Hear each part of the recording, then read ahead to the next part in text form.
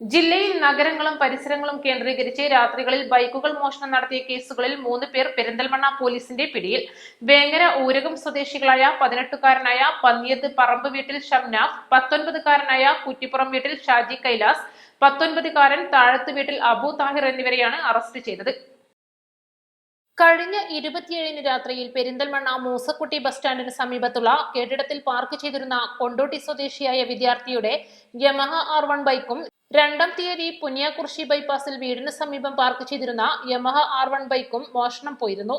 തുടർച്ചയായുള്ള മോഷണ കേസുകൾ റിപ്പോർട്ടിനെതിരെ തുടർന്ന് ജില്ലാ പോലീസ് മേധാവി R വിശ്വനാഥിന്റെ നിർദ്ദേശപ്രകാരം പ്രത്യേക അന്വേഷണ സംഘം രൂപവൽക്കരിച്ച് നടത്തിയ അന്വേഷണത്തിലാണ് മോഷണ സംഘത്തെക്കുറിച്ച് സൂചന ലഭിച്ചത്. കൂടുതൽ ചോദ്യം ചെയ്തതിൽ ജില്ലയുടെ പല ഭാഗങ്ങളിൽ നിന്നായി ബൈക്കുകൾ മോഷണം നടത്തിയതായി വിവരം ലഭിച്ചിട്ടുണ്ട്. നമ്പർ പ്ലേറ്റുകൾ മാറ്റിയ ശേഷം ബൈക്കുകൾ സാമൂഹിക മാധ്യമങ്ങൾ വഴി വിൽപ്പന നടത്തുന്നതാണ് രീതി.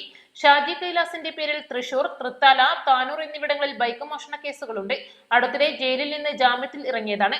Perinthalmanna DYSP TK Shaiju, police inspector Sumesh Sudhakaran, SI Sijo C Thankachan, additional SI Shahul Hameed, പ്രത്യേക അന്വേഷണ സംഘത്തിലെ P Prashant, NT Krishnakumar, M Manoj Kumar, K Dinesh, Prabul എന്നിവരാണ് സംഘത്തിലുണ്ടായിരുന്നത്.